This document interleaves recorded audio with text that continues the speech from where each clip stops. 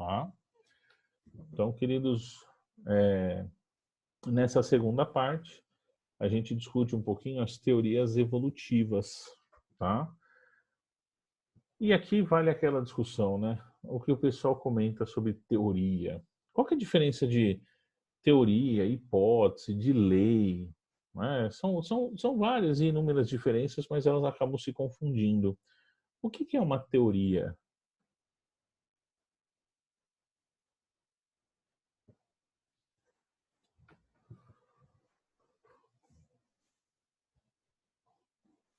Como que define uma teoria? Você fala assim, teoria evolutiva.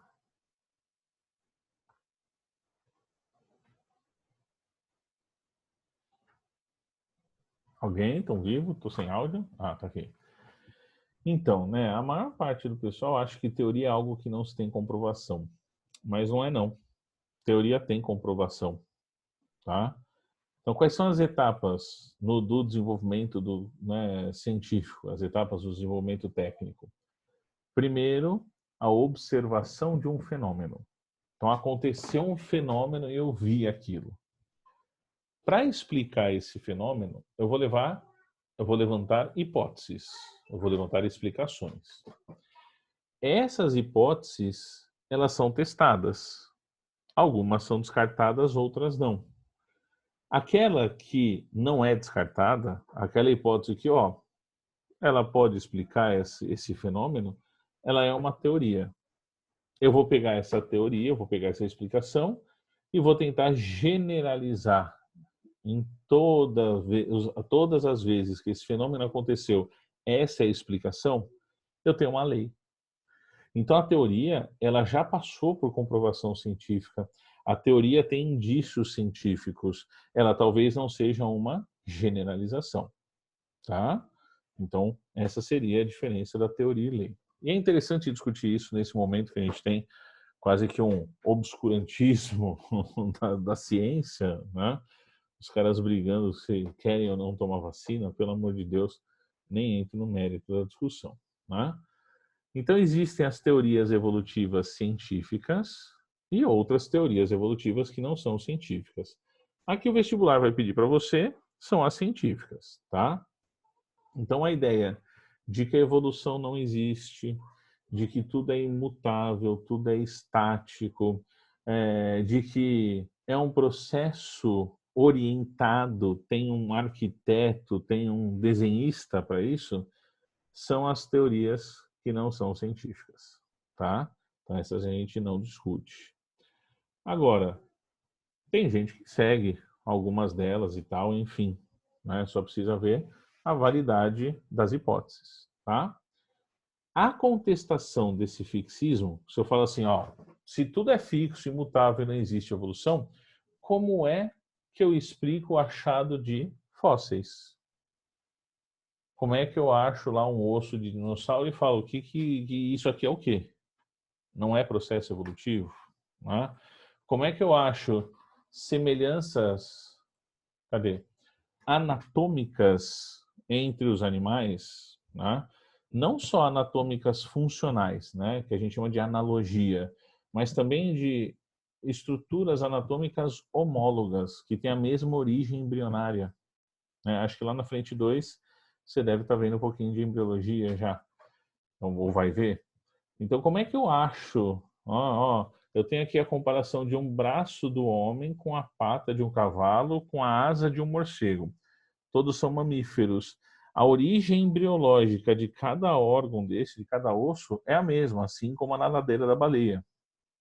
Então, eu tenho um indício de que talvez a origem, o primeiro, tenha se mantido nos próximos, né? E aí as estruturas com origens aí iguais, mas podem ter funções diferentes, tá? Então, os grandes indícios de que a evolução científica de fato existe são as modificações, né, que foram acontecendo e que vão acontecendo.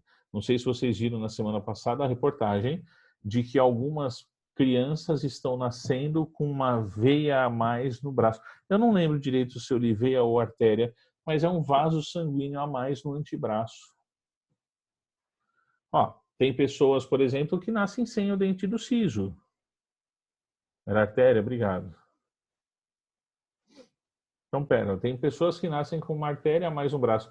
Será que ter essa artéria a mais no braço é algo positivo para ela? É algo que facilita a vida, que melhora a qualidade de vida? Porque se for, a chance dessa característica se propagar nas próximas gerações é maior. Né? Igual o tal do dente do siso. Tem gente que nasceu sem dente do siso. Se não ter o dente do siso for uma característica que te leve a uma vantagem de sobrevivência, com o tempo, as pessoas que sobreviventes terão dente do siso. Não terão dente do siso.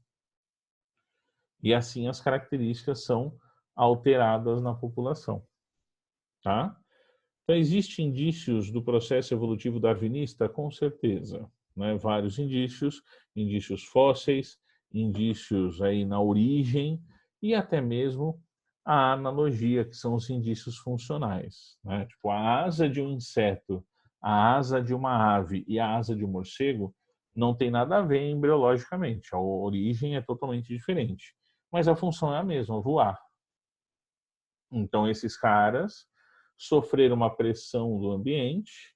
Aqueles que voavam melhor sobreviveram, os que não voavam morreram e não deixaram descendentes. Então, um grupo inteiro, né, como das aves, por exemplo, sobrevive até hoje. Né? As aves que voam.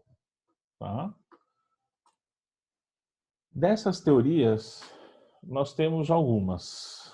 Tá? Temos algumas. Tá? O berço da teoria evolutiva científica, o berço é a França, com esse tiozinho aqui, tá? O Jean-Baptiste Antoine de Monet de Lamarck, mais conhecido como Lamarck. Né? Bonitão, tem estátua dele lá na França, é um cara que atuava em várias áreas, não só a ciência, mas a educação também. É um cara que ajudou a formação da escola, que hoje é a nossa escola tradicional, né? Mas foi ideia dele e de outro cara chamado Buffon, que também era um cara parecido com ele, e ele que acabou levando a fama com as ideias evolutivas. Tá? O que esse cara contribuiu? Né? Ele foi aquele que teve a primeira ideia científica de processo evolutivo, de que a vida não é estática, de que a vida sofre alterações. Tá? Isso é muito importante. Como é que ele fez isso? Fósseis.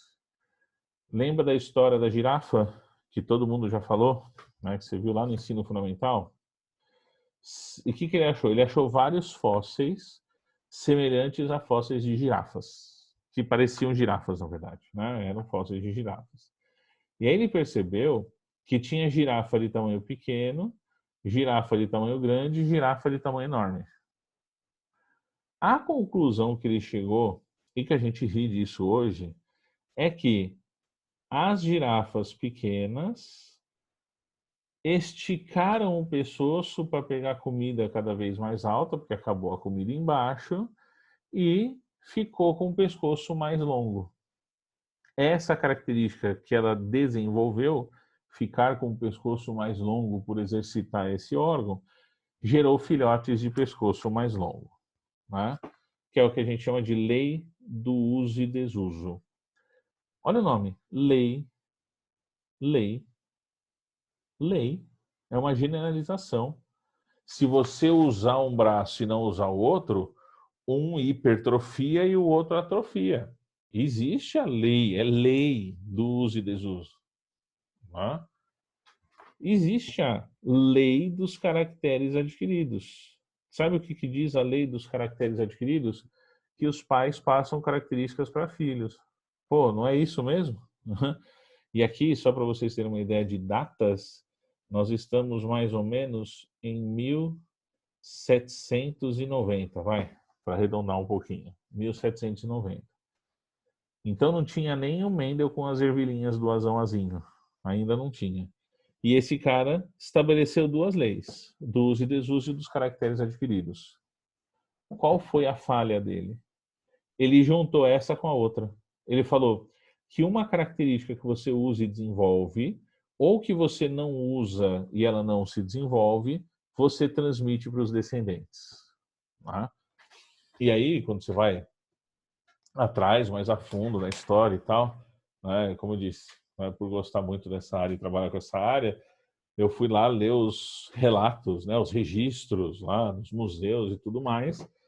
E aí, quando você tinha uma teoria, você ia lá na frente de uma bancada, de um púlpito, na verdade, chamava uma reunião de cientistas e falava as suas ideias, mostrava os fósseis e tudo mais. E depois abre-se para perguntas, né? Aí alguém levanta a mão e já pergunta na lata, o que todo mundo queria saber. Quer dizer, então, que se eu perder um braço, meu filho vai nascer sem braço? Não foi assim que falou, mas era o que quis que entendesse, né? Aí ele falou assim, ele respondia assim, não, não é assim. O uso e desuso é algo voluntário e ninguém em sã consciência escolheu perder um braço. Mas segundo a ideia desse cara, olha o que ele está mostrando geneticamente, que uma alteração do fenótipo muda o genótipo. Ah, a mulher não pode pintar o cabelo durante a gestação porque se ela pintar o cabelo de loiro, o filho vai nascer loiro? Não, não tem nada a ver, né? Então, tem a lei do uso e desuso? Tem. Tem a lei dos caracteres adquiridos? Com certeza. Agora, o que ele fez foi juntar as duas e falar que uma transformação que eu tenha é transmitida para o meu descendente, né? Então, a gente muitas vezes fala que o Lamarck, ele é o pai da ideia, vou por aqui, ó, transformista, tá? Porque ele fala que os indivíduos sofrem transformações em relação ao tempo. Enfim, final do século XVIII, né?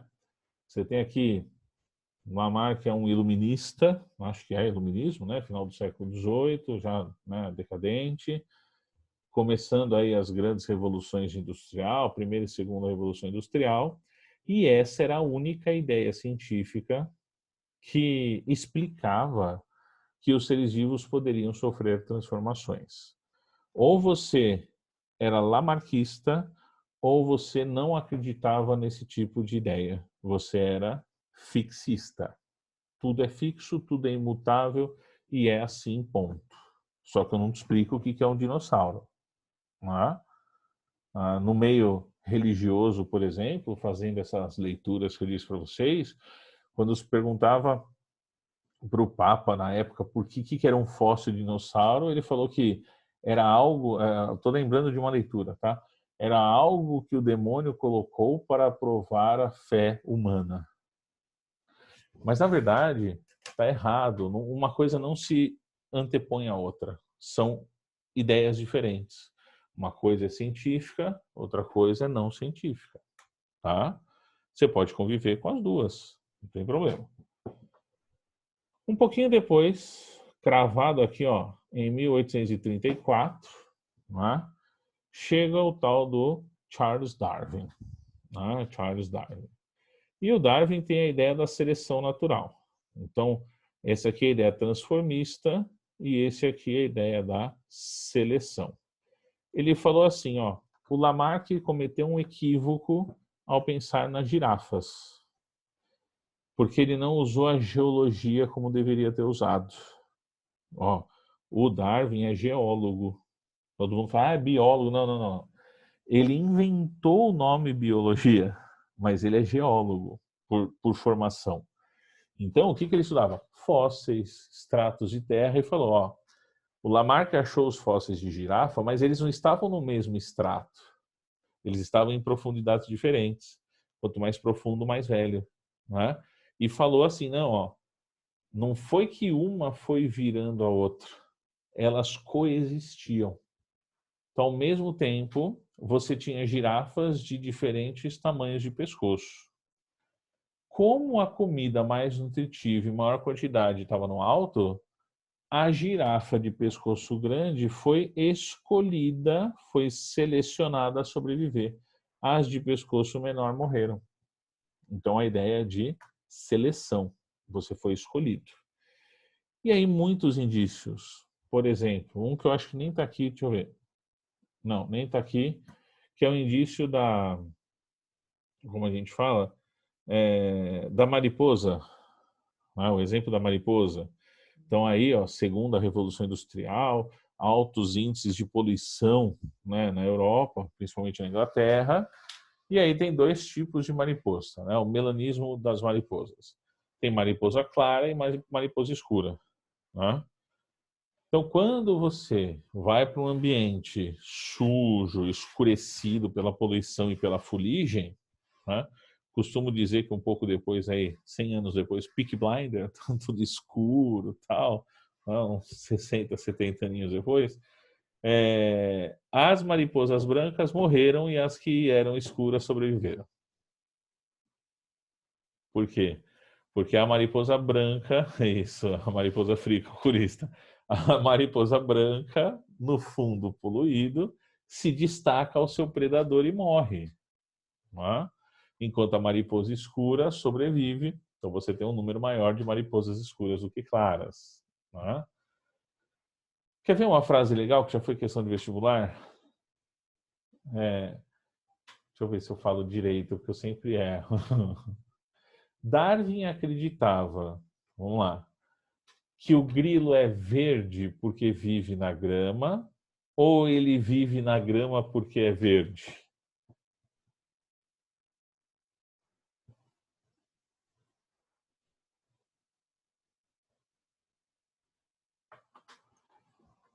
Ah, boa essa frase, né?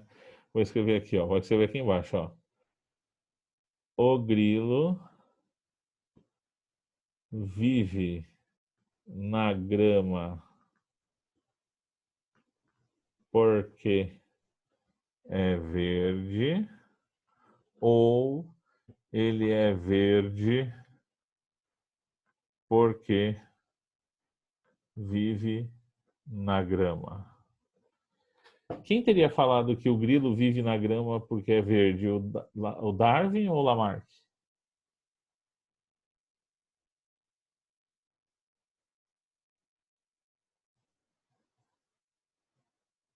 O grilo vive na grama porque ele é verde. Darwin, não Lamarck. Ó, o grilo, ele só consegue viver na grama porque ele é verde. Se ele não fosse verde, ele não se esconderia na grama e acabaria sendo comido por um predador. O Lamarck teria falado aqui, ó, ele é verde porque ele vive na grama. Por quê? Porque para sobreviver, ele teve que se tornar verde, transformista. Lembra da ideia de transformação e de seleção. Se foi uma transformação, ó, ele é verde porque ele vive na grama. Quer dizer que se eu for viver na grama, eu vou ficar verde também? Isso é Lamarck. Agora, ele só pode viver na grama porque ele é verde. Ele já é verde. E estando na grama verde, ele se esconde. Seleção, escolha. Entendeu a diferença? Quer ver? Pode ser uma outra, pode ser uma manchete de uma notícia. O surgimento de superbactérias em ambiente hospitalar. Essa é a frase. Cuidado com o surgimento de superbactérias em ambiente hospitalar. É uma ideia lamarquista ou darwinista? No sentido da frase.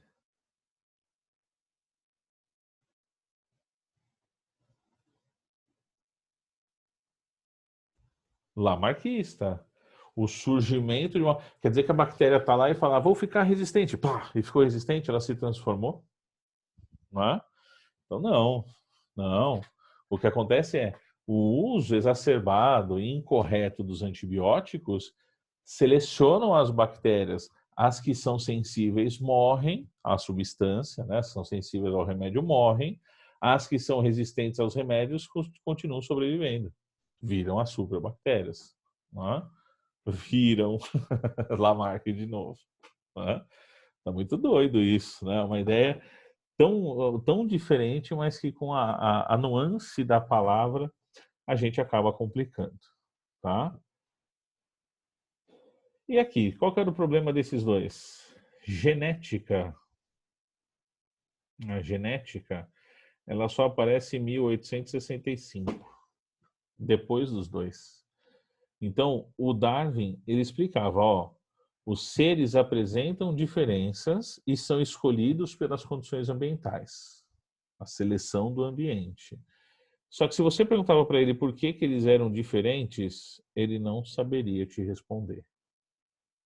Se ele tivesse conversado com o Mendel, ele chegaria a essa conclusão, que os seres são diferentes, pois existem as diferenças genéticas. Só que eu tenho que colocar o nome Neo na frente, ó. Por quê? Porque não foi uma ideia do Darwin, tá? O Neo na frente foi uma ideia da genética que não era do Darwin. O Darwin já tinha morrido. E aí você agregou um conhecimento aqui. Então você vai falar teoria lamarckista, teoria darwinista e teoria neo-darwinista, tá? O Darwin era um cara metódico, um cara que fazia tudo certinho, não escorregava, né? Que queria deixar tudo muito bem explicadinho. Parecia o Claudinei, manja o Claudinei, dá aula de geografia para vocês. Claudinei era assim, né? Tudo bonitinho, explicadinho, tudo certinho. Vocês riam, vou contar para ele. Tá gravado agora. Então ele propôs formas, né, de você explicar a origem de novas espécies. Então, a esses modelos nós damos o nome de especiação. Darwin, chega aí. Se você está falando que novas espécies aparecem com o tempo e a seleção do ambiente, como que isso aconteceria? Tá? Então, vamos lá.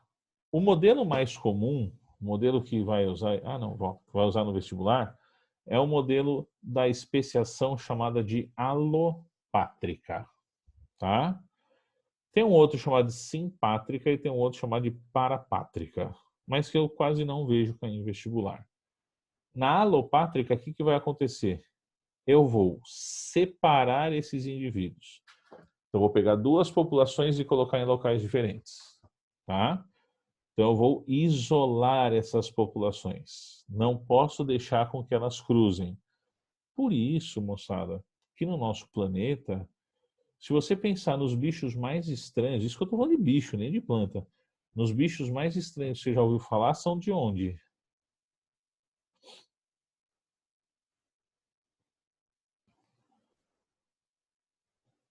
Onde que tem uns bichos estranhos? Austrália.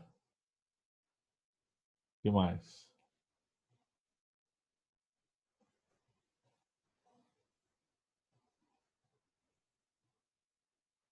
Não? No fundo do mar, nas fossas, perfeito. Você tem lá Madagascar, né? Tem lá nas ilhas. Ah, alguém falou Madagascar junto comigo. Você tem lá aquelas ilhas lá da Polinésia, né? Da Indonésia e tudo mais. Então, só indivíduos que são o quê? Isolados. São ilhas, né? Mesmo se você for em aspecto continental, essa barreira geográfica não necessariamente é um mar, mas pode ser uma montanha. Ó, de um lado, fazendo um mapinha aqui, ó. Isso, ó. De um lado, se a gente pegar o mapa aqui, nossa, o do Vagnão é muito mais bonito que o meu.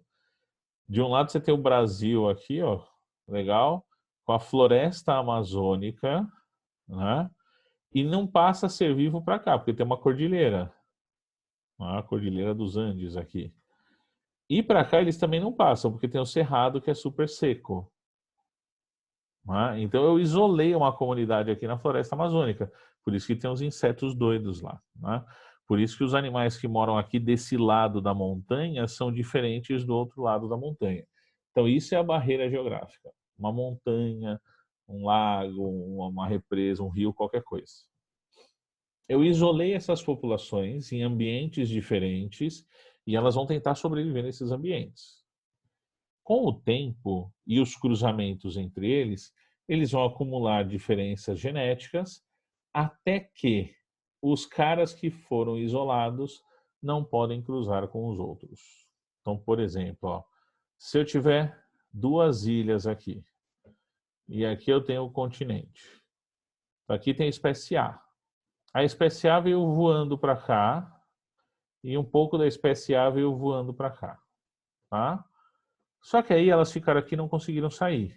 Então eu isolei, ó. Eu isolei eles. Eles não migraram mais, tá? Aqui na ilha X tinha uma condição de vida diferente da ilha Y e diferente do continente.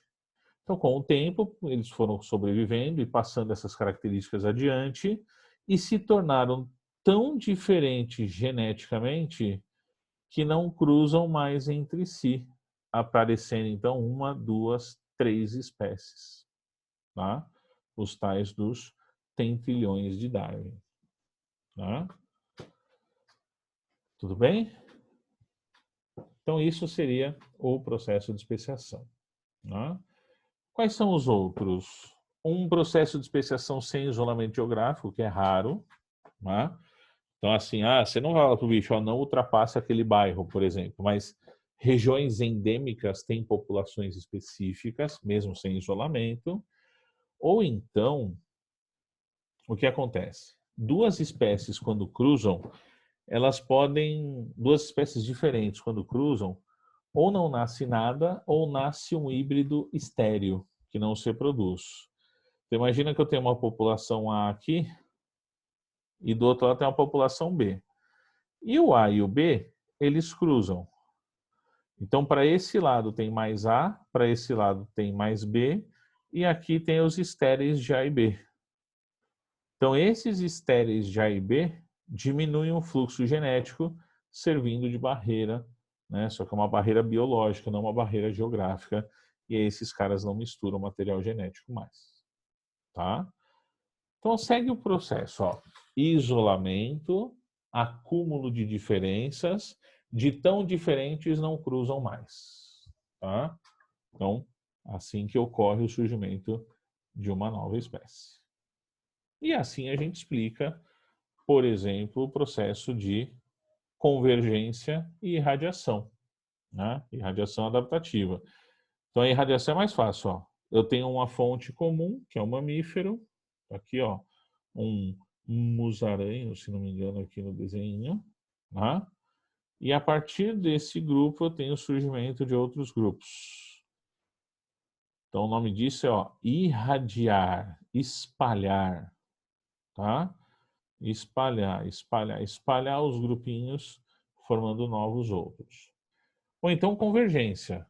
O ambiente selecionou os caras que moram na água. Para morar na água, você tem que, né, para morar na água, e se você for sobreviver, você tem que ter o corpo hidrodinâmico. Então, os répteis fósseis, né, os tubarões e os mamíferos marinhos têm o mesmo formato do corpo. Por quê? Porque é o formato mais hidrodinâmico para eles conseguirem sobreviver.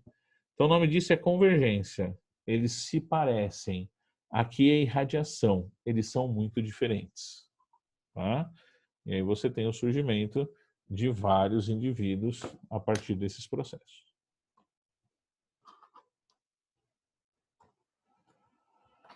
Aí, em relação às superbactérias, como eu comentei já, né, ela surge pelo uso incorreto dos antibióticos e tá lá. Né, aí, final do caderno 6, comecinho do caderno 7. Então, só para lembrá-los, deixo disponível essa apresentação para vocês lá no Google Sala de Aula, tá? E vamos pegar alguns exercícios. Aí eu vou direto na apostila, acho que é mais fácil.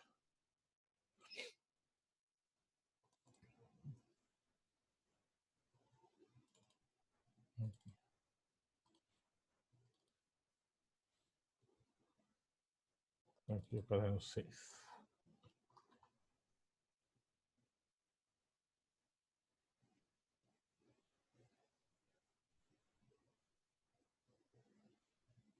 Estava certo.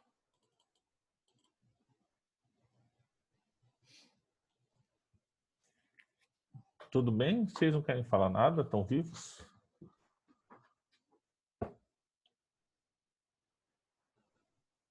Ficou mais clara essa diferença aí do que é teoria, lei, processo evolutivo, lamarquismo, darwinismo?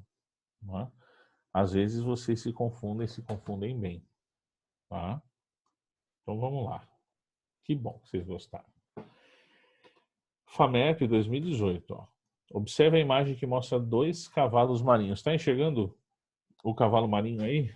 Então tem um cavalo... Ah, esse aqui não escreve. Tem um cavalo marinho aqui, o outro cavalo marinho aqui. Tá? Ah,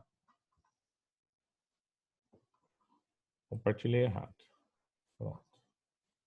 Foi mal, foi mal, foi mal. Então, a superbactéria, né? Vamos explicar isso.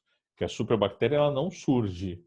Uma bactéria não se transforma numa bactéria mais forte para sobreviver. Né? O que acontece é, eu estou em ambiente hospitalar com muitas pessoas trocando bactérias, né? Porque elas estão doentes, com infecções, e ao mesmo tempo eu estou usando diversos medicamentos.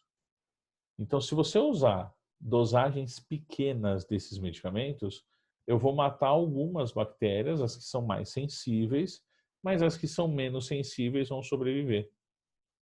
Então, eu estou selecionando, seleção, hein? Artificialmente, as bactérias que, por variabilidade, são resistentes a um determinado medicamento. E aí esse remédio não faz mais efeito. Eu preciso trocar o remédio, trocar o remédio, trocar o remédio, até a hora que não vai ter mais remédio. Tá?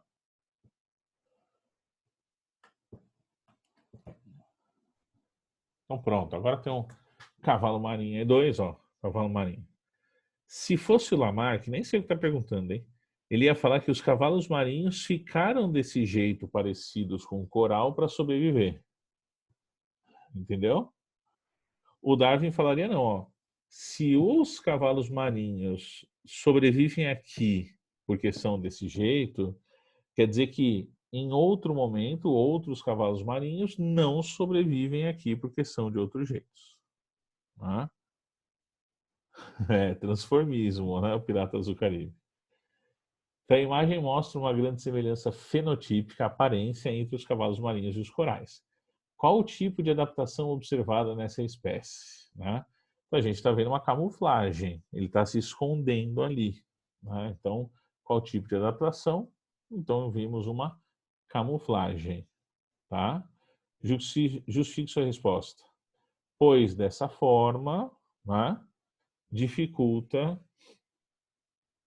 pois dessa forma dificulta a ação do seu predador. Qual que é a diferença de camuflagem e mimetismo?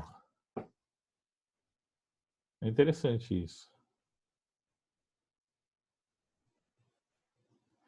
Camuflagem é se esconder. O mimetismo é imitar. Sabe aquela borboleta que abre as asas e tem 2 manchas que parecem o olho de uma coruja? Tipo, essa borboleta ela não está se escondendo. Ela está se fazendo passar por outro ser vivo. Mimetismo. Entendeu? A camuflagem é com o meio, perfeito. Então, essa é a diferença. Tá? Faz sentido? Ele está imitando uma ave predadora para não ser comido. Né? No B. O macho do cavalo marinho retém os ovos durante a reprodução. A espécie desenvolveu essa característica que foi transmitida aos descendentes para aumentar a proteção dos filhotes. Essa afirmação está de acordo com qual evolucionista? A espécie desenvolveu essa característica que foi transmitida ao descendente para que eles sobrevivessem. É a ideia de transformação ou de seleção? Se transformou ou foi escolhido? Transformou. Então, a ideia de Lamarck. Né? Então, essa ideia está de acordo com Lamarck, pois os indivíduos mudam suas características, transmitindo a seus descendentes.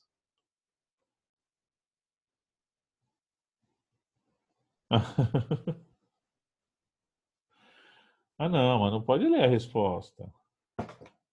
É pergunta.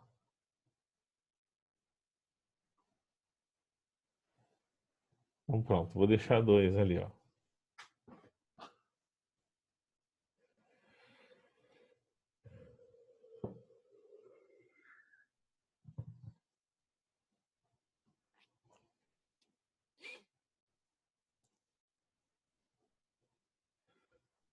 A 2 lá. Ó. Charles Darwin apresentou em 1859 o livro A Origem das Espécies, suas ideias a respeito do mecanismo. Lá.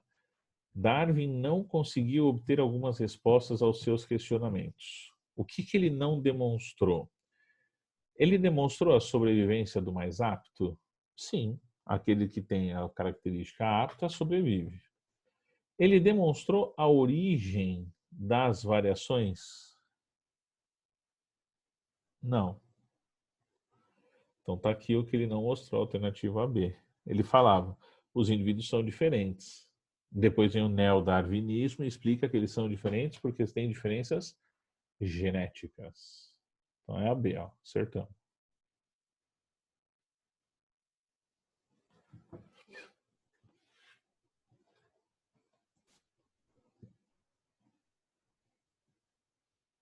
A 3. E a existência de características diversas nos seres da mesma espécie. Não, ele demonstrou que dentro de uma mesma espécie os indivíduos são diferentes. Ele não falava que eles não eram diferentes, mas ele não sabia explicar a origem dessas diferenças. Entendeu? Ah, eu sou diferente de você. Ok, a gente está vendo isso, mas por que a gente é diferente? Não é, ele não sabia, é a genética, ele não sabia o que era genética. Nem tinha inventado a genética ainda. É. Olha a 3. Ah, já falamos disso. Ó. Uma população de bactérias foi colocada em um meio de cultura saturado de um determinado antibiótico.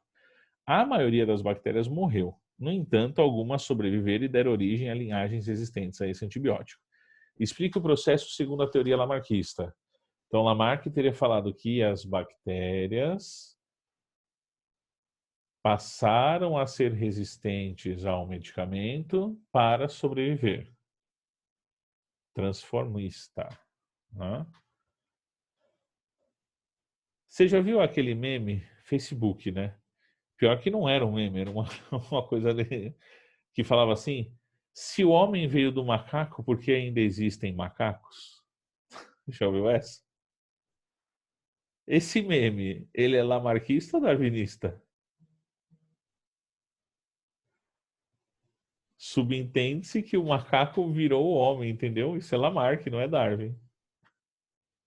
Até o meme está errado conceitualmente para tirar sarro.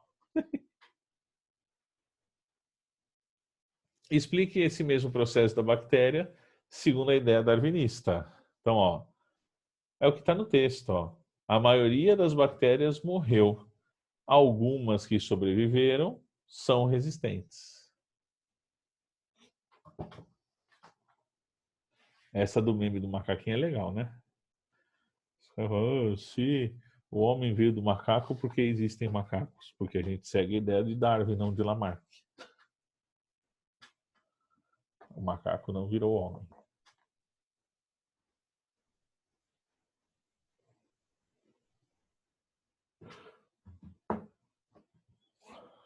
O sono hoje.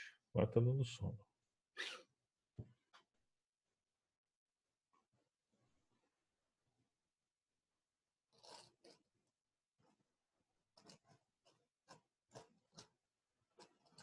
Vamos lá na 4, então. Ó. No ano 2015 foi descrito o fóssil de um réptil que viveu há 150 milhões de anos, onde hoje é a região nordeste do Brasil.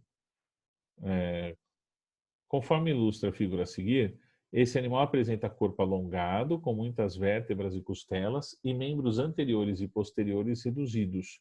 A seta indica a região ampliada no canto inferior esquerdo. Por sua anatomia peculiar, um grande debate teve início sobre a posição que esse animal deveria ocupar na árvore da vida. Sabe-se que os lagartos, que geralmente têm membros, e as serpentes, que são seres sem membros, ápodas, né?